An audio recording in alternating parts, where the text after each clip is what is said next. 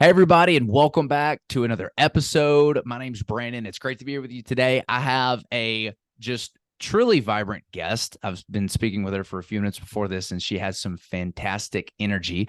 Aleya Harris. She is the spark for your spark. She's a powerhouse story brand certified guide, BioEnergetic Business Consultant, empire building CEO of The Evolution Collective, Inc., host of the Radical Rebirth Retreat, host of the award-winning Flourishing Entrepreneur podcast, and international award-winning speaker. She's committed to helping entrepreneurs, executives, leadership teams, and thought leaders differentiate themselves through radically authentic strategy, coaching, and training. I cannot wait to get into that today. Aleya, welcome to the show. Thank you so much for having me, Brandon. And I immediately liked you because one, you have a glowing personality, and two, my husband's name is Brandon. So I like all Brandons. Hey, 2 wins in the book. I appreciate that. That's one of the best compliments I'll ever get. I appreciate it.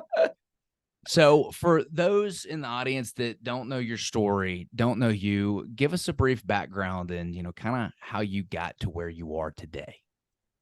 So I was standing in a professional kitchen in the Cordon Bleu Culinary School, which I was enrolled in at the time, and I had just got a pot thrown at my head. And it was in that moment that I realized that maybe there was more to life than this. So I went up and I had a conversation with the sous chef at the time, and we were in an active kitchen, and I was like, what is there more than this, right? Is this what I'm training to do? And she said, yes, you're going to have to work for 10 years for $10 an hour before you'll ever amount to anything. To which I looked at her. I said, yes, chef. Turned around and rolled my eyes because I didn't need another pot thrown at my head, and decided that I was going to do something different. She did not know me, nor did she know what I was going to do from there. So I decided that not only was I going to graduate from the Cordon Bleu with honors, mind you, this is after I'd already graduated from the University of Southern California. I'd already been in marketing, and I had decided to go and try something new after being laid off.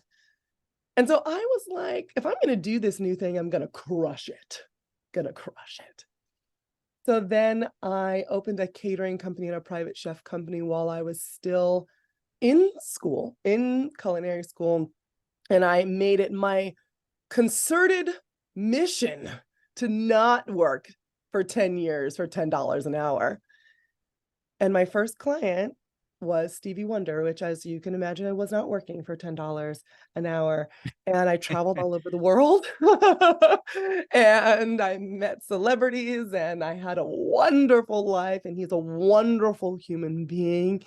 And I got a taste from there of, if you tell yourself the truth of who you are, and you are radically authentic with your purpose and your gifts and your skills, it really does not matter what everyone else says or thinks or the path that they are on. It matters the path that you want to be on.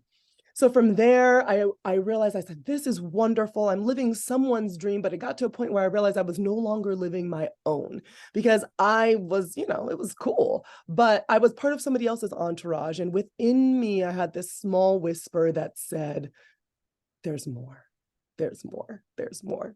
So I did what everyone did, and I started applying online, which I don't know about you, Brandon, but whenever I've ever applied online, I always think it just goes into some black void. Yeah. Doesn't really actually go anywhere. But this time I was in shock, and it actually went somewhere. And I got a job as a vendor partner at Google on their food team, working and combining marketing and food together, working with the future for food, working with behavior economics. And then I rose to the ranks of my parent company, and I became the head of marketing for North America for one of the largest corporate food service and facilities management companies in the world. So again, I was like, wait a minute, I got the more, but something was missing. It's not always about the more, right? It's not always about the flashy title or who you can hang around. It's about, what impact are you having? So I had a team and I was making wonderful impact on my team members. And when I was working through sustainability focus on the future of food, I was, yes, having a large impact, but I realized it was not the impact that the truth that was inside of me, my radical authenticity, was telling me I was supposed to make. Mm-hmm. So instead, the universe decided for me and I got laid off for the second time in the story, just in case you're keeping track. And from there, I said, okay, you got a decision to make. You can go back and get a lovely job that pays a lot, that helps you feel like you're dying inside every day, or you can decide to step out into that story, into the path that you know still has the more that I'm always looking for. I'm type A, Enneagram 3, so it's always about the more. But I'm also have a wing too, so it's about the more, but how can I care for and love other people in the process? And through this discovery process, I opened up my own business, which was terrifying because this time I had things to lose, right? Before, when I opened up the business, I was broke, like brokey broke. Any additional money that came in, it was great. But this time when I'm opening up a business, I had, made multiple six figures. I was doing, I was like, oh, and my lifestyle had caught up to match, right? So I had something to lose. And when I stepped out and I got myself together, of course, this was in 2020, in February, I got laid off. We all know what happened in March 2020. There was a small thing called a global pandemic, which I had no idea that was coming. But I set out anyways. And it was because, again, I was living in that truth. I realized that my job, whether I was a chef or a corporate marketer or an entrepreneur, is to love people into the highest version of themselves. And anything that I do around that is an excuse. Mm-hmm. So I made six figures in 5 months. How did I do that? By being really clear on my message, by using the story brand framework, and by serving first before I was selling, and being true to myself and my radical authenticity. I didn't try to be like anybody else. Now today, I have multiple businesses and I am successful, but I remember to always stay true to who I am and how I want to serve. And maybe every once in a while get a loving nudge from the naysayers, like that tell me things like I have to make $10 an hour for 10 years, because I promise you, I have never made $10 an hour because I didn't want to. I knew that there was more, and there's still much more ahead of me on this journey. Man, that's such a crazy roller coaster ride. Did you go back to the restaurant and like buy that pot that was thrown at you to like put it on your shelf and as a reminder? I should have. I know. I was like, it was more like I was in shock. Like, did someone just, okay, all right. That's absolutely wild. So a lot of your brand and story is around like this radical authenticity. And I can tell that this is where you've had a lot of success. I know Donner Miller's story brand framework talks a lot about this. I know that, your speaking engagements that you do with the Evolution Collective are kind of centered around this. When you say radical authenticity, kind of unpack that a little bit more. On the surface level, it sounds kind of like, all right, well, radical authenticity, just being myself. Like a lot of business owners out there, people in general might be like, well, I'm myself every day. What are you talking about, Aleya? I am so glad that you asked me that question, because that is exactly what people think. Or they think like, oh, I'm just going to have to be however I feel and throw my crap out on everybody else. I feel bad today. Bleh, let me put all that on you. I'm being authentic. That's authentically how I feel. That ain't what I'm talking about. Okay. You are yourself right now, dear listener. But there's a self within you, a core of you that is a better version of the self than you are right now. Why is that? I want you to imagine for a second that you, Brandon, dear listener, me, Aleya, we're all buckets. Inside this bucket is week old, hot, rancid oyster juice. It's disgusting, right? nasty, disgusting, right? How did that get there? It's people's expectations. It's what life threw at us. It's our sorrows. It's our trials. It's our tribulations. And we're just buckets trying to bucket. We're just trying to bucket in here. And people keep throwing their crap in, and then we keep making it worse, right? That's how a lot of people live their lives.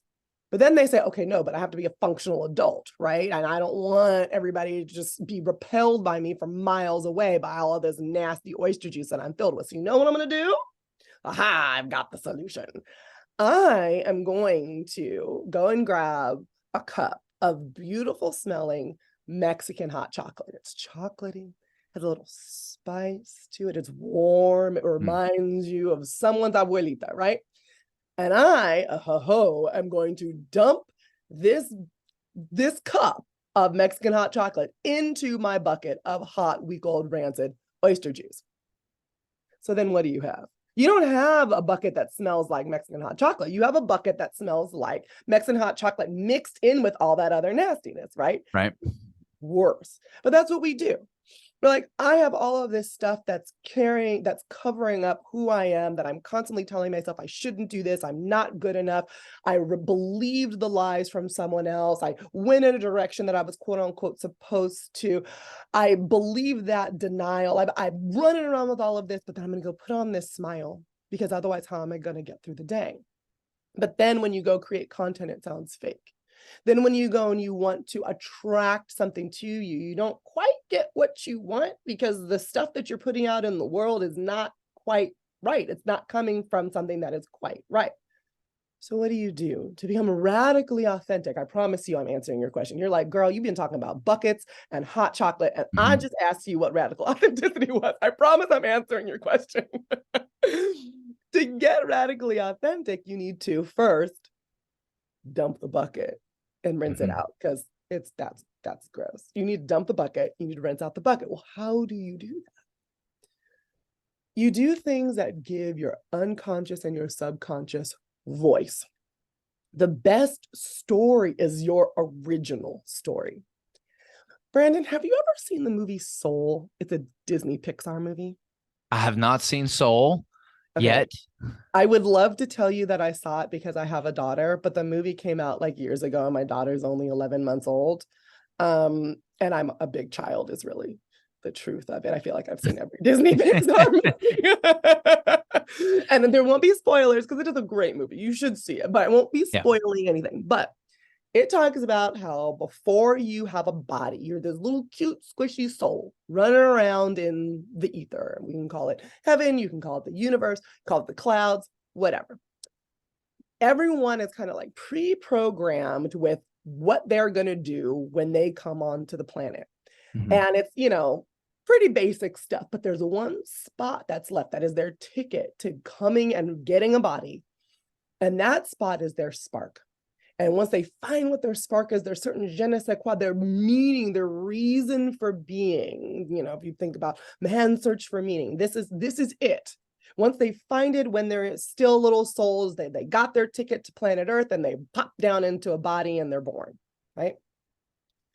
That is your most radically authentic self. Yes, I realize this is a Disney Pixar movie and we're doing spirituality via Pixar, but stay with me. That is you as your pure empty bucket, right? You already have a story that you need to tell. And that is the story within you that is going to attract what you want, that is going to help you be your most innovative, your most creative, your most vibrant self, not the self of you who's always tired as soon as you wake up in the morning, not the self that is constantly having this inner battle of what you should do or shouldn't do, not the self who's confused, lack of clarity and where to go, the self that knows exactly what to do, the self that is confident in moving forward, and the self that is attracting what you want. So to get to that self, you need to dump your bucket. There are tools that you can use like freeform writing. You can also use tools like forgiveness exercises. You can talk it out. You can journal. And it's an ongoing process. I talk about it like you're going to dump it once and woohoo, you're done. But we all know that that's not true, right? We're adults here, right? It's a constant process of dumping out your bucket because you're still interacting with yourself and other humans on a regular basis. And then you connect with things that inspire you, things that make you remember what fun is again. When was the last time you actually had like fun? I was talking to my best friend. He's a major. I'm not a military person. He's a major in the Air Force. You would think I would know since we've been best friends since we were 15. But we're going to call him a major he works at the Pentagon. And he goes, he had a day off because we recently had a holiday. And he goes, I'm supposed to have fun. And I don't remember what that is. And I was like, go to the movies or something. He goes, oh yeah, I could go to the movie. Like, as adults, and I feel like in the world that we're in right now, there's so much going on. We don't even know how to have a good time anymore. But it's those moments that help us reactivate that spark that was already there. So then when you go out and you try to tell your story, you're telling one that actually is for your benefit. You can tell any story you want. You could use that story brand framework and say pretty much anything you want, right? You can use the hero's journey, and you can take anybody, any character on a hero's journey. But that doesn't mean it's a journey that will actually benefit your business, help you make more money, bring your team together. That doesn't mean any of that. Yeah. Until you get down to your most radically authentic self, below all of that hot, rancid oyster juice that all of us fill our buckets with. Well, I can relate to what you're saying, because there was a time in my life where I had the oyster juice in me, quite frankly, and I didn't know that I had it. It's almost like there was a moment where I happened to read a book. And for me, it was Think and Grow Rich, and that just I read that book in like four hours, and that started my self-help journey of, I would say, like cleansing and slowly dumping out the oyster juice. But my accumulation of experiences in life and the thoughts and my framework and how I viewed myself was holding me back. I couldn't be my radically authentic self. I had, I'd gone through a really rough breakup with a woman I thought I was going to marry. And I was like, oh my gosh, I can't trust anybody ever again. I was making like $11 an hour at Ace Hardware, and I'd been out of college for a year and a half. I couldn't find a job. I was like, oh, I'm unhireable. I was drinking every other weekend with buddies to just kind of like numb the pain of like forcing fun. And I had all these limiting beliefs of what I was capable of. I thought that I was a victim of my circumstance, that reality happened to me and not for me. And I just had a bad attitude, quite frankly. All these different things sort of mixed. And I remember I was at Ace Hardware and I was just complaining about something. And one of the guys told me, he's like, dude, that's why you're not getting anywhere. And I was like, what do you mean? And he pointed to like a row of products every night before we would leave the store. We had to front face all the products. And I just I'd walk by an aisle, looked at it, saw that it wasn't front faced, and just kind of kept walking. And he made that comment. He's like, because you don't care. You're not giving it your all. And because you don't care. Yeah. I didn't care. This I was a victim. Life was happening, to me and not for me. And it wasn't until I went on this spiritual, this, emotional, this self-help, self-reflecting journey to pour out of that oyster juice. Well, at that time, I did feel like, oh my gosh, like this is amazing. I can see what I'm capable of.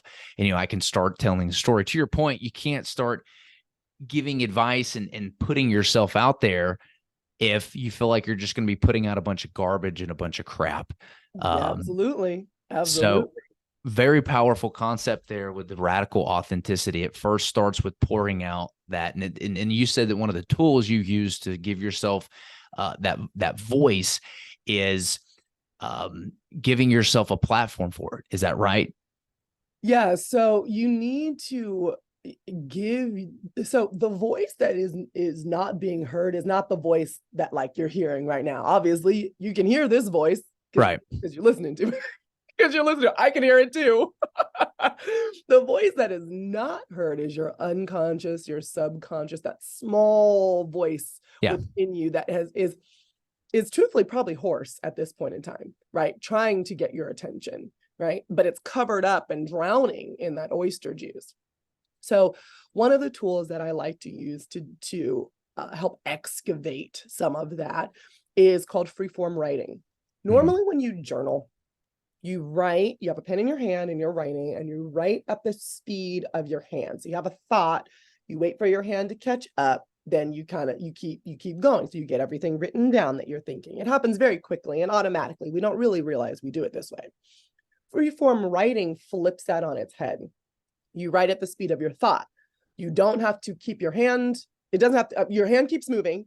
You might not finish sentences, might not finish words. It's not going to be neat, but the goal is to create a kinesthetic connection, a physical connection through movement of your hand. You're not doing this on your iPhone. You need a piece of paper and a pen or a pencil.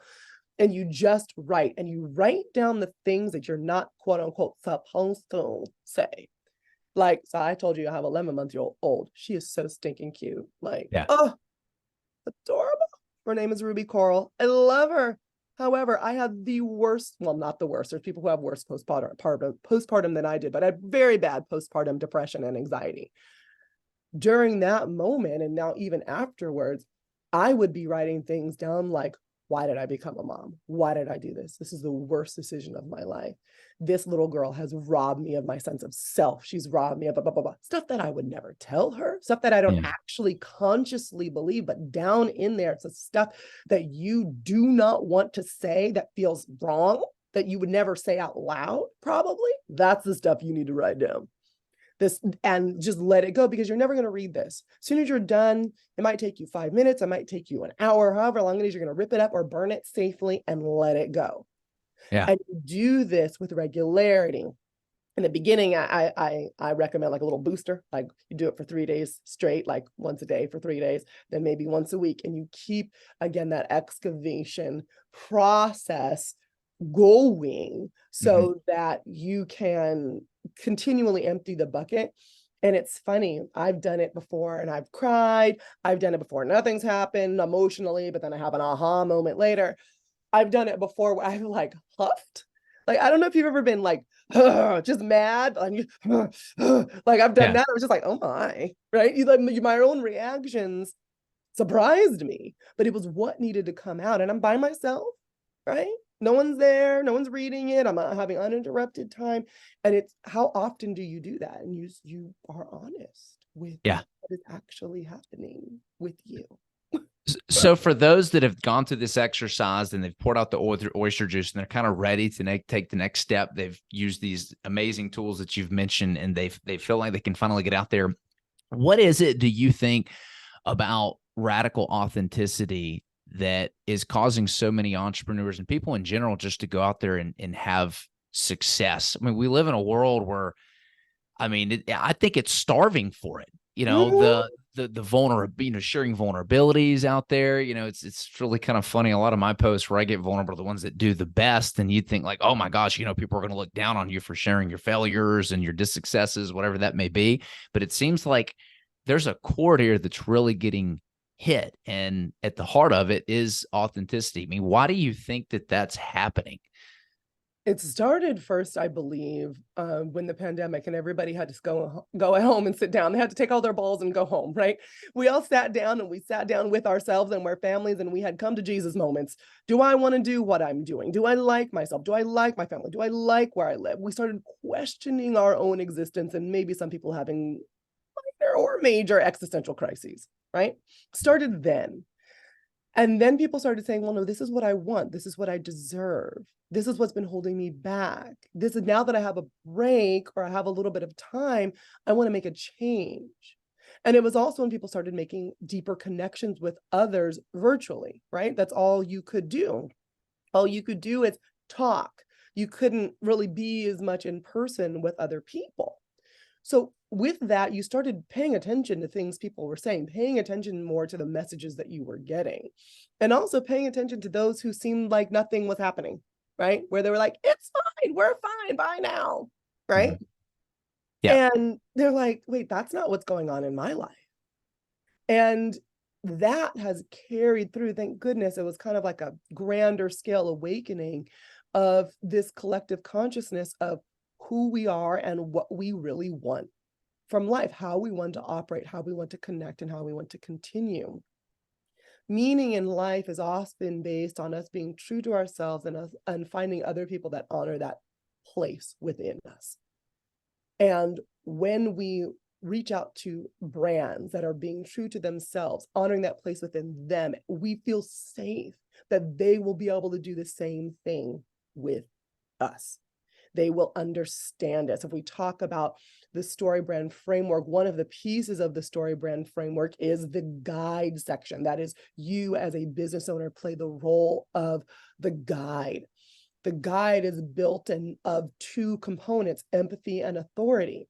Most of the time, empathy is like, yeah, we get it. We've helped thousands of people just like you solve this problem. Not bad. Like that's actually, it's better if you don't have anything like that on your website, like that will get you far.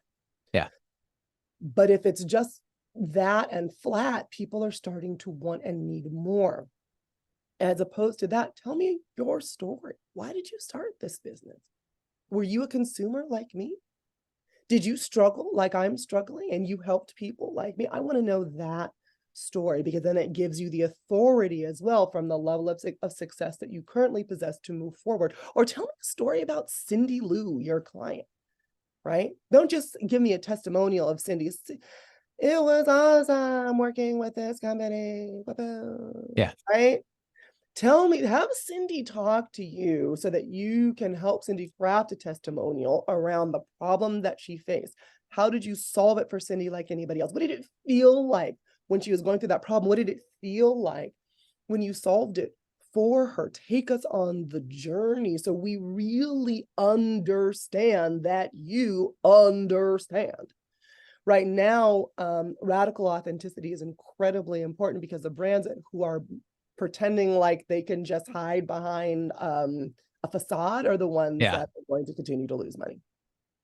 Yeah. So it's also very interesting to me, because there was a poll done, I believe it's 2021 or 2022, where it was 80, and then I saw another one that said 88% of consumers are based on how authentic a brand is.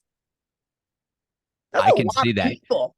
Yeah, you can see that. There's been big brands, Disney, Target, Bud Light. There's these companies. They're doing stuff that's like, they're like, oh, I think this is what the public's doing and what it's popular, and if I do this social thing, like, we'll win business. They're not doing because it's the right thing to do and it's who they are. They're just trying to like play on the perception that they'll gain from the public that, oh, I do this social justice thing and I'll do it. Well, and now they're getting backlash because it's like, well, that's not who they were, right? It's fake. They're doing the good thing and it's fake. It's like the tobacco companies that do $100,000 donation and then spend $1 million advertising it. Right. It's like they're trying to taint it. So $100,000 donation to preventing lung cancer. Yeah. Probably something like that, right? Like, hey, look at how much good we're doing, but really it's just packaged in a way. It's a wolf in sheep's clothing type thing. And so I think you really harped on something true, which is being radically authentic. You're going to cut through all the noise because we're starving for that authenticity, right? People relate to what's really going on in their life, their problem. And when you can marry that to a story and how your business has solved that problem, I think that it can create a very powerful formula here. Man, we're running out of time. I want to do an episode with you just on story branding, because you kind of alluded to this. This is a good little tease to it. But for those that want to get in touch with you, learn more about your businesses that you have. I know you get some amazing speaking engagements that you do. You work with a lot of entrepreneurs to create this radical authenticity. How can they learn more about you and your businesses and where to find you? Absolutely. The best place is aleyaharris.com, ALEYAHARRIS.com. You can also go to aleyaharris.com/recalibrate to download a recalibration guide that will talk to you about freeform writing, and it's 25 pages. So it talks about a whole lot of other things. It has videos and book links and exercises and recommendations and all of those things. And it's completely free. aleyaharris.com/recalibrate. I also hang out on all the socials at Aleya Harris. All right. We'll make sure that all those links are posted in the show notes. If you're driving, don't worry about it. We'll have so many fun. This has been a true pleasure. Thank you for coming on the show today. Thank you for having me, Brandon. I appreciate it. Absolutely.